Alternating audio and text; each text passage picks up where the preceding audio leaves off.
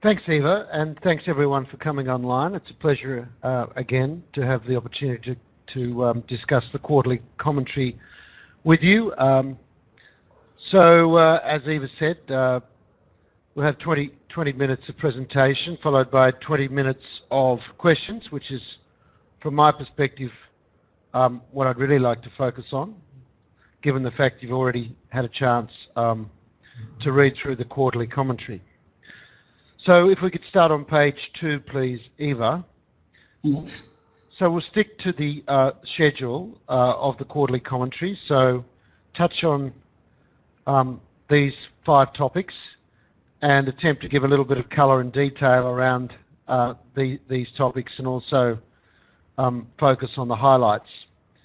So we'll be touching on the commercialisation schedule, corporate and financial, research and development, manufacturing and collaborations, and last but not least, the financials. So if we can just turn to the highlights, please, Eva. Yes, page 3. So highlights for the quarter were the completion, as always, of a quarterly TAB, or Technical Advisory Board milestone, this quarter being the VDL ETG engineering and design study phase, which was successfully completed. The $6 million ARENA grant, the matched funding of $5.1 million in an equity raising, a business restructuring, and the award that Greatcell Solar once again received at the Australian Financial Review and Inventium Most Innovative Australian Companies ceremony. So next page, please, Eva. Yes, and then again. So we go to page 5. Go to page 5. Yes. So as the listeners will be aware, both here and overseas, we recalibrated our commercialisation schedule mid-year to really reflect, more than anything, the timing of some of the major grants that we are currently being offered, principally here in Australia. So we've recut both our glass and metals timetables to reflect those grants, and those grants, of course, are very important in projecting us forward to fully fund both the OPEX and CAPEX associated with, in principle, the prototyping and pilot line phases. So we've now recalibrated for both glass and metal, and I can confirm today that both of these schedules are on track. For example, in glass, we've begun significant orders for our CAPEX to complete the MAD and pilot line phases, which will be undertaken as we co-locate with the CSIRO here in Australia at Clayton in Melbourne. So very exciting to have commenced those orders. And that's a process where our spend will be significantly match funded by money being provided both from the Department of Industry in Australia and the Australian Renewable Energy Agency. In relation to metals, we're now busy in the planning phase for the prototyping phase, and that should be a shortened phase for metals. So I'm very confident that we're on track in terms of timing there, and a relatively cheap exercise compared to the major CAPEX that's required for the Australian glass scale-up, largely because the facilities that we have on offer at Alliance in Eindhoven will help fulfill a lot of our prototype CAPEX requirements. So we can move to page 6 and then on to 7, please, Eva, and I'll touch on what is probably the most important heading for the quarter, because we're very busy working on both corporate and financing of our activities out to the next 2 years. So just to touch on the principal headings, first I'll just give an update on the status of the ARENA grant. So all of the major details to completing the ARENA grant have now been finalised in what's known as the funding agreement, and they've all been agreed between the major parties, principally us and the government, and I'm expecting an announcement from the government any day now confirming the payment of that $6 million, which will come in a number of 6 monthly tranches over the next 2 years. So that money will be to effectively fund both CapEx and OpEx associated with our MAD prototyping facility in Melbourne, and also support the fit out of that world-class prototyping facility. So that's all been agreed, and I'm expecting, as I say, announcements from the government, both from ARENA but also from Minister Frydenberg over the next week or so. So stay tuned for that. As we've already said, because of the generous nature of these grants in Australia and the fact that this spending also qualifies largely for R&D rebate, the 5 plus the 6 plus the $2 million from the Department of Industry will unleash as much as $15 million, which gives us every confidence at the Greatcell Solar Board level that we can fully fund our MAD prototyping project. So very exciting times, and that's a major de-risking exercise for the upscale of this technology. And I know that we often draw attention to our risk management practices, but I can assure you that as part of the process of being awarded this grant, the 2 principal areas for focus by the government have been our risk management practices and, of course, our cash flow forecast. And this we've gone through in great detail, also with the support of external consultants from one of the 5 major accounting firms, to make sure that the risk management practices, both technical and financial, that we're adopting are world-class, to make sure that there's very little prospect of us underperforming during this important de-risking exercise. Moving on to TASNI, we've been giving updates from time to time on TASNI over the last 6 months, notably in and around the sale of their Cristal business to Tronox. Well, I can tell you that it's business as usual with our daily interaction with Cristal, and we're now heavily involved in a collaboration in the UK where a significant grant is underpinning our work associated with halide modified titania, which is proving quite exciting in terms of providing higher efficiencies for our devices.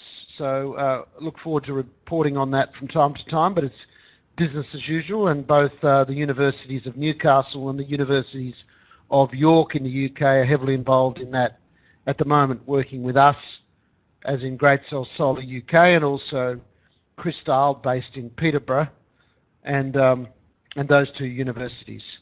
And Professor Michael Greatcell as well at the EPFL is critical in that project, and we're getting some pretty exciting increases in the projected performance of devices using halide modified titania. The last report I saw coming off a 17% control was showing improved performances with devices between 2 and 2.5%. So very exciting there. The other, I guess, dot point to feature on in relation to TASNI is that, as we all know, TASNI has participated in the most recent capital raising and not only sought to maintain its percentage shareholding, but also marginally increase it. So that was very gratifying from our perspective to see TASNI continuing to seek to participate in our capital raising activities. And I guess finally, one of the questions on some shareholders' minds this week has been whether there's been any impact by the latest purge in Saudi Arabia and I'm very pleased to report that Tasnee, to my knowledge, have been unaffected by that, and the communication with Tasnee has been good since the announcement of a clean-up by the Crown Prince of some of the business practices in Saudi Arabia. Not unlike what happens in China from time to time, as these sorts of economies move from lesser developed economies to more modern economies, and it's good to see they're keeping up to date with modern day practices of governance to ensure that that all levels of governance are consistent within our activities. So very pleased to see that going on. Also under the banner of corporate and financial, we announced some recent management changes. We made 7 genuine redundancies during the quarter, which really just was representative of our transition from a R&D focused company now to more to a commercialization and upscale company. So fewer scientists and greater focus now on the engineering of that and planning and process engineering in particular. So that not only keeps our OPEX to a manageable level, but also gives us some freedom from time to time if we need to tack on some additional engineering and process engineering expertise during this important scale-up through prototyping and pilot line and development. So always trying to drive our dollar further, and regrettably, of course, these decisions are made, but these sorts of decisions we make in order to drive shareholder dollars and government grant dollars as far as possible. So about 10 to 15% of the workforce reduced there, but also the possibility of some additional headcount as we work our way through this important prototyping phase. Important to note also that we've retained our existing senior management group, so that's remained unchanged for a very long time now. We have, however, made some changes in responsibility to effectively make ourselves more accountable. So production, R&D and strategy now are all managed by different individuals to make sure there's a higher level of accountability across our R&D and production operations. Importantly, we've promoted one of our younger engineers to manage the global R&D phase, which means there is greater optimization, less duplication and good coordination between our principal operations in the UK, in Switzerland and here in Australia. We've also promoted the CTO to a role where now he's directly reporting into the board to make sure that the board is fully apprised of all changes to strategy as we move forward. As you know, that our strategy is underpinned by what's known as our technology development plan, and that is not only a current document but goes out to 10 years with multi-generational programs for further product development. And this is also quite important as we start to engage in business development activities with potential new partners. So there's some of the important changes. We've also moved the head of glass over to head of business development, Mr. Sung-Il Lee, one of our Korean senior managers, and he gives us particularly good lines of communication, not only into Korea but also into Turkey, which are both areas where we have ongoing and exciting business development activities. So we can move on to just to the final section, I guess, of page 8.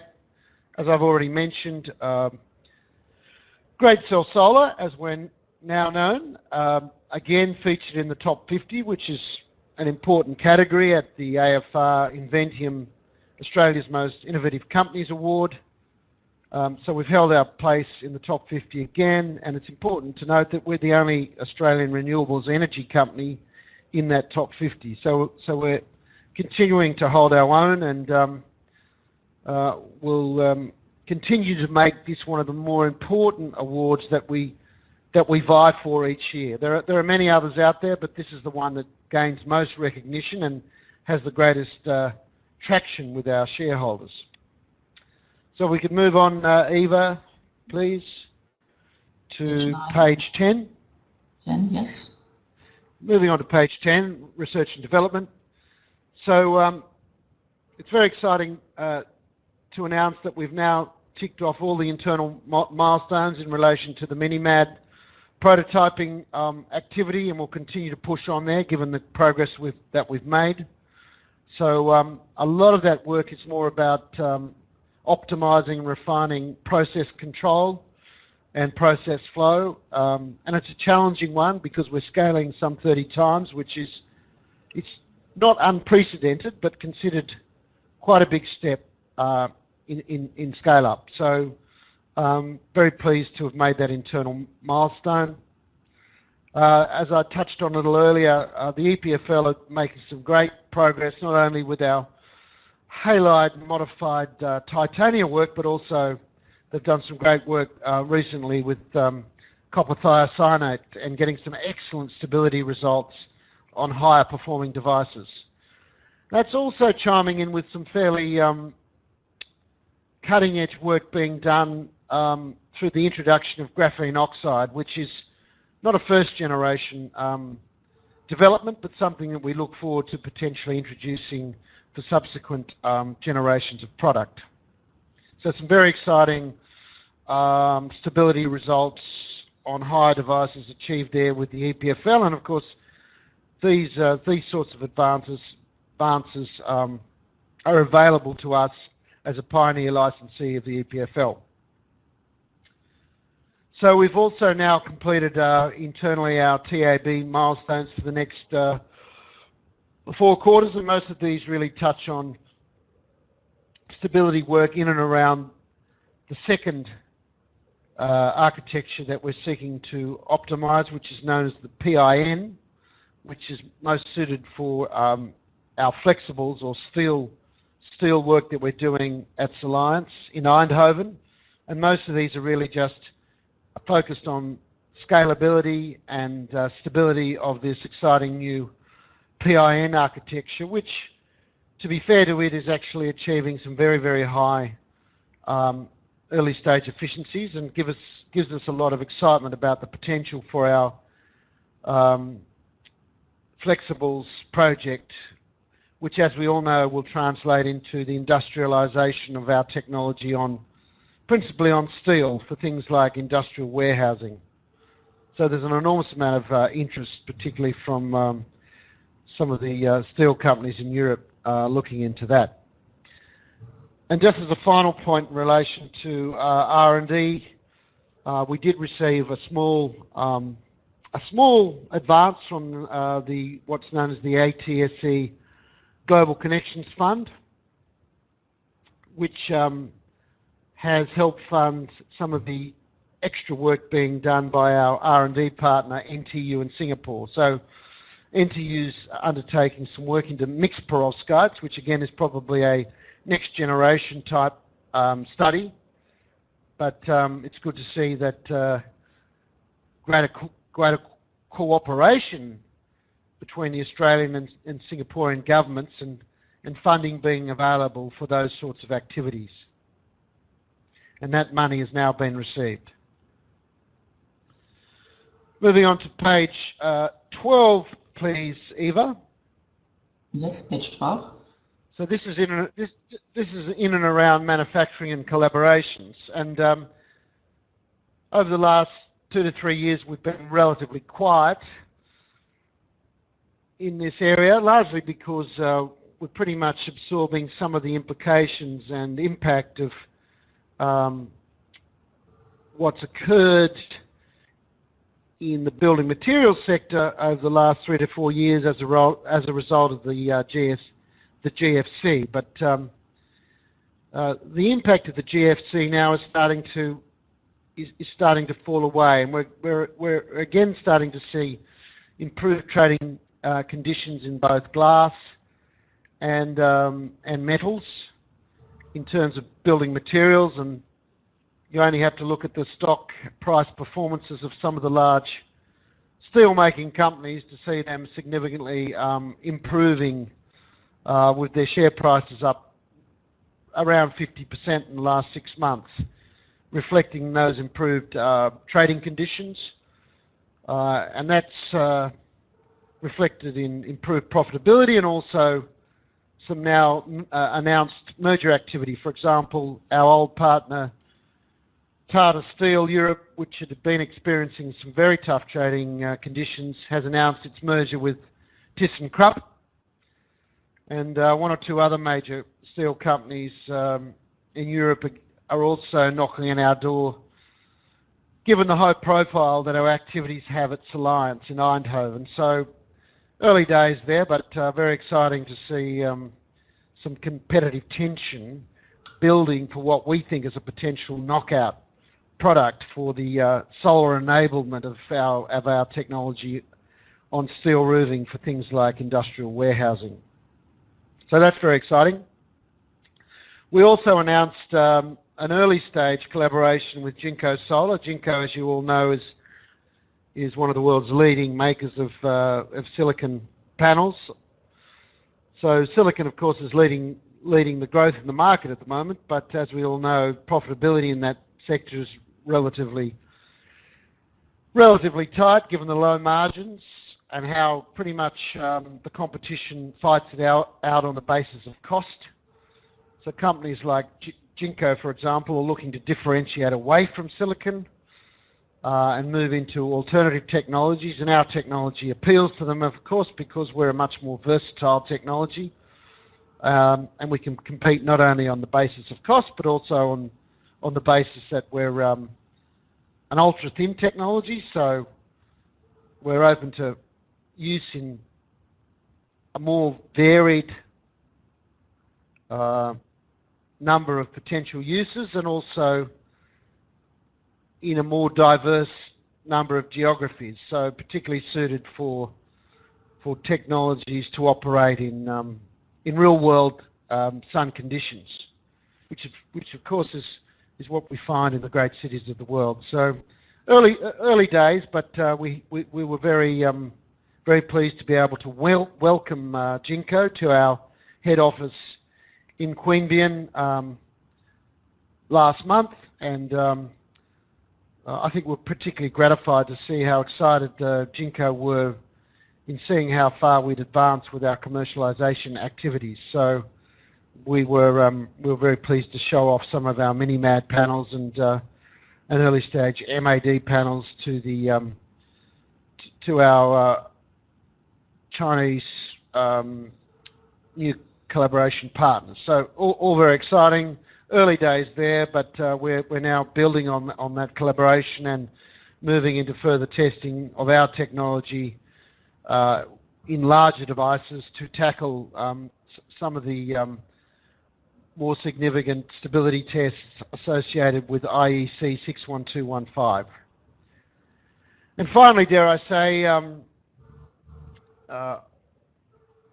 my head of business development and I will be in Turkey at the end of this month, presenting to both the Ministries of Science, Industry and Technology and the Ministry of Economics.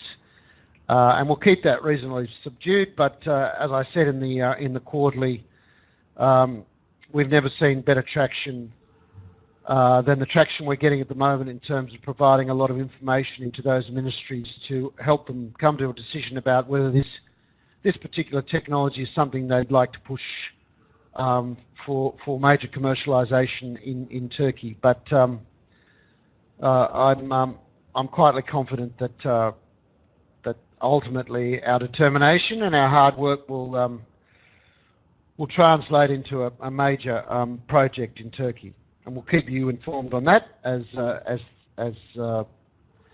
those activities unfurl. And finally, onto finances. Finances have been obviously significantly bolstered by both the Department of Industry grant and also the ARENA grant and our recent capital raising.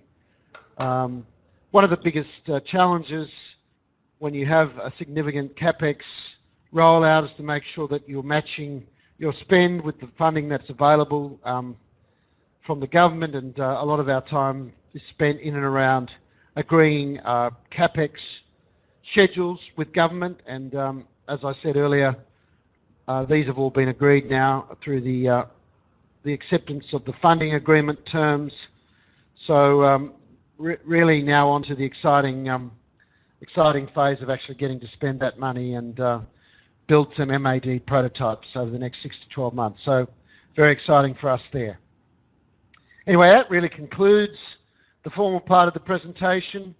Although I'd also like to mention we've been hard at it designing and implementing our new website, and we're very nearly at the end of the beta phase testing, so we hope to make some announcements in relation to the website. As you know, our website is not only something which we use to keep our stakeholders informed, but it's also a major e-commerce portal. So it's very important to make sure that that's done effectively and securely, because when you have an e-commerce portal, security is the most important thing for the to give the confidence to our customers, which number over 600, that that they can transact freely on our website without any fear of coming under attack. So that's very nearly completed. So the first release will be in an English-based website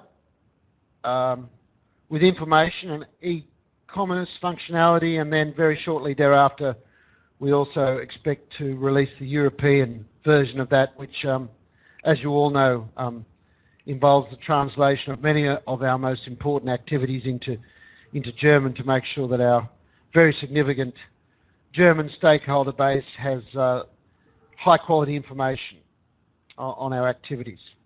Anyway, I'll finish the formal part of my presentation there and look forward to taking some questions, if I could, please, Eva. Thanks a lot, Richard. Sie haben nun die Möglichkeit, Fragen zu stellen. Wie gesagt, unten links ist ein kleines Chat. You have now the possibility to type in questions. On the left bottom you find a small chat. Die ersten Fragen sind auch schon bereits reingekommen. We already received the first questions. So, Richard, one of the first questions is it possible that Jinko will buy Greatcell, or is there, for some reason like Australian law, is it not possible? Well, a foreign acquisition of an Australian company has a multitude of issues to address. Some of those issues we can address internally, and of course some of those issues become the subject of government scrutiny.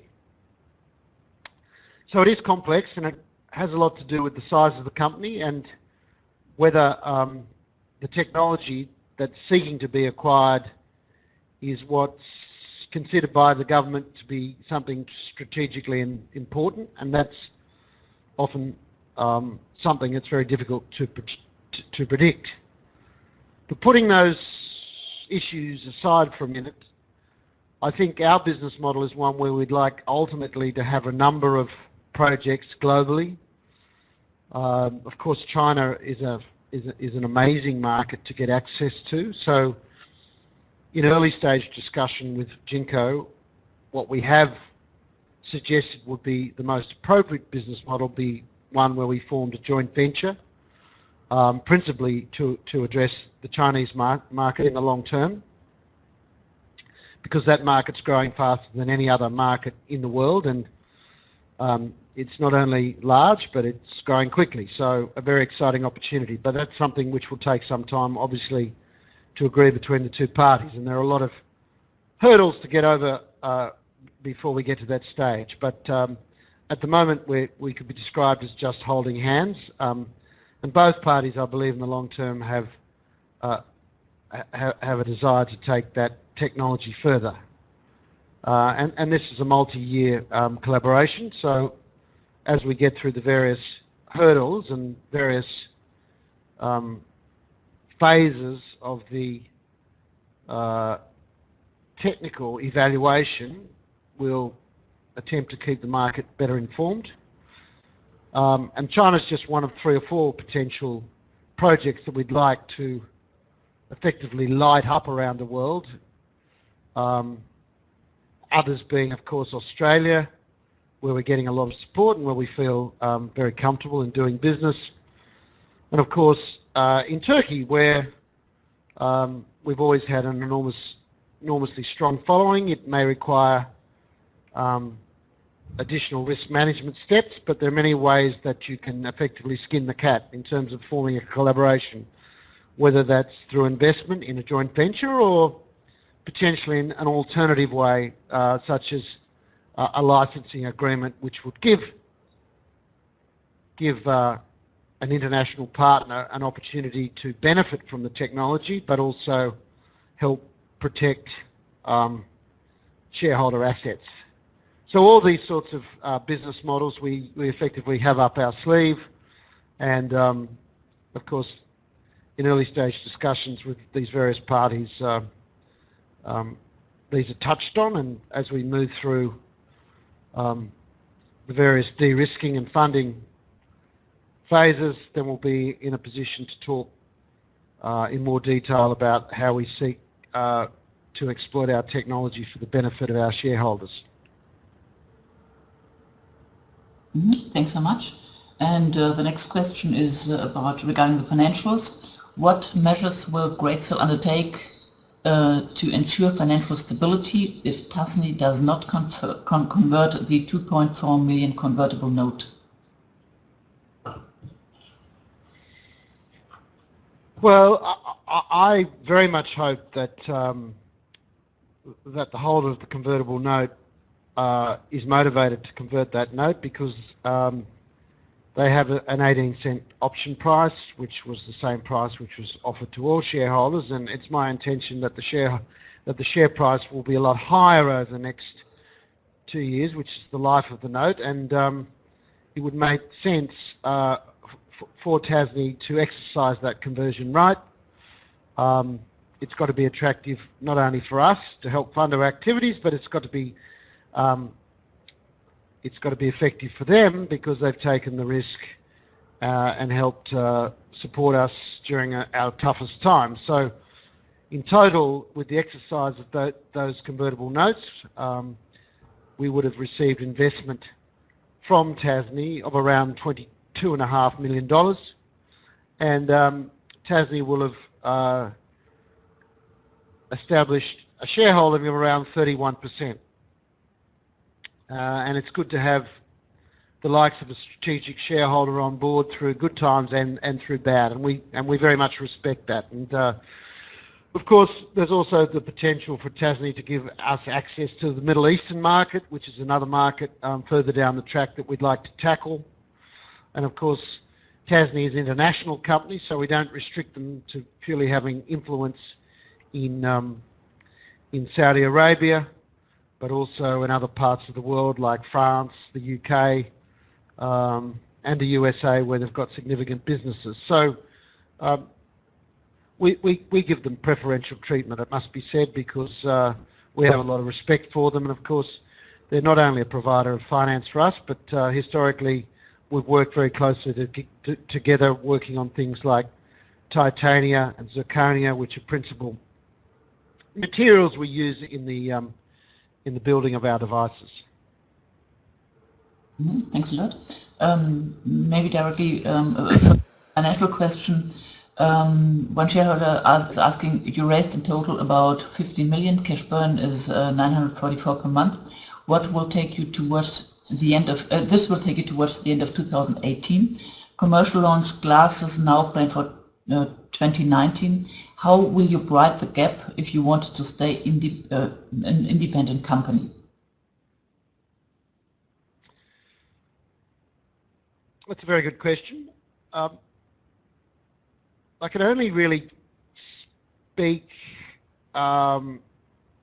openly about discussions, for example, that have occurred in Australia, but it'd be fair to suggest that similar discussions could and have occurred in other countries, such as Turkey and China, for example. But the bottom line is that government now sees itself very much in the role of sharing some of the burden of scale-up risk, not only at the prototype level, but moving forward to both prototyping and mass manufacture. So, for example, in Australia, when we move beyond institutions like ARENA and the Department of Industry, we also have access to funding from institutions like the Clean Energy Finance Corporation, which has about $1 billion worth of potential finance for more mature technologies wanting to enter the marketplace. So for any of you familiar with the way that a number of major silicon projects have been funded in Australia, it has been the role of the Clean Energy Finance Corporation to provide a significant amount of funding for scale-up and early-stage mass manufacture. So we would not expect necessarily to come to shareholders, but we would expect to get access to funds from government at the next stage of de-risking as we move to, inexorably towards commercialisation. As you will know, we've had similar discussions historically in Turkey, and moving beyond the Department of Science, Industry and Technology, some time ago we had a very detailed conversation with the Turkish Development Bank. And a project like this, with a multi-$100 million significance, is not only important for a country like Turkey's climate targets, but it's also important for the perspective of creating jobs, but it's also strategically important because Turkey has enormous dependence on imported energy. So we tick all the boxes. So it's very important for an institution like the Turkish Development Bank to see its role there as helping to advance technologies like ours with the help of a local partner. So as I say, we've always been very keen to make sure we minimise dilution for our shareholders and take advantage of some of the programs that are being offered at the government level to promote technologies like ours, which are considered to be very strategic, and of course bring the cost of electricity down, which, as we all know, in many countries, including Australia, is getting very prohibitive. So it's becoming strategically more and more important, and this is where government can assist us. But we're very keen to make sure that our shareholders get the best bang for our buck, or for their bucks, and we'll make those decisions as we move forward. Thanks so much. And another shareholder is asking when they can expect performance data about MAD. Sorry, could you just repeat that? You want some announcements about MAD, yeah? The performance data. Well, I think we'd be very unlikely to be giving a running commentary on MAD because performance, in particular in relation to stability, is nothing. So efficiencies are nothing without stability. And this is what we've been trying to educate our shareholders in relation to since the very beginning. As you know, many of you who follow the academic community, there's quite regularly a lot of high efficiencies reported by universities around the world, but very rarely do they actually accompany that with stability and performance results that relate to the longevity of the product, what we typically describe as durability. And under IEC 61215, there are actually 19 tests to meet before you actually have a confirmed performance. Many of them you'll be familiar with, like thermal stability or light soaking stability, but there are things beyond that, which include UV stability, which include thermal cycling stability. And beyond that, again, there are a total of 19. So we won't be providing a running commentary. We don't want our share price trading up and down on snippets of information which on their own will not be substantial. So we'll make a point of giving quarterly or half-yearly updates as we meet various important TAB milestones. Of course, once we've got a significant MAD product and it has been verified, its performance, by a third party such as the NREL or the Newport laboratories in the US, then we'll be in the position to give a meaningful report to the market. What we say is important, but what's more important is what a third party says. That's why we work very closely with institutions like the CSIRO to make sure that we're working to a level of protocols, which means that we finally report a validated result, that it's meaningful. And during that time, I think we can really significantly de-risk this technology, make it very worthy of multi-$100 million of investment activities in various countries in which we seek to do business, and build a very, very substantial company for the benefit of our shareholders. Thanks so much. And maybe due to the time, the last question for today. Has Greatcell underestimated the transition from a R&D company to a commercialization company?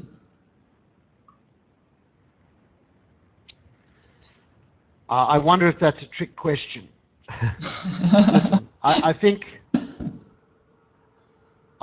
it's in the nature of developing technology that we all are sometimes a little more optimistic, rather than and we overpromise and underdeliver. I know our great hero Elon Musk took an extra 9 years to develop his rockets to the moon and to Mars and beyond, but he finally delivered on his promises. And I think what's important is to try and stick to commercialization schedules, and we're very reluctant to update those, and when we do, we want to make sure that we adhere to them. But just as importantly as having a visible timetable is to maintain the relentless pursuit towards commercialization, and that's what we've always done at Greatcell Solar. And I have no doubt that we're leading the world in the upscale and the development of this technology. And more importantly, as you know, we have the accompanying intellectual property rights, and we also have the great relationships with governments around the world. And that's a very strong formula for success. And no one, and I say no one, can boast that level of progress. So we're very confident of delivering on behalf of our shareholders. Okay, thanks a lot. So it's 9:45 here in Germany, 7:45 in Sydney. Thanks a lot for the moment. And Richard, the last words are your words. Well, my last words are always the same words. I really appreciate everyone's interest in what we're doing. We're working very hard. What we've achieved in the last quarter is really pretty amazing on behalf of our shareholders, to have attracted the support from government that we have, and we look forward to delivering on all the excitement that promises to deliver. So the next 12 months in particular will be a very important time for our shareholders in de-risking the technology and introducing some very exciting business partners. So thanks everyone for your time. Thanks for your interest, and I look forward to speaking to you in 3 months' time. Thanks a lot, everybody, and goodbye. Good night.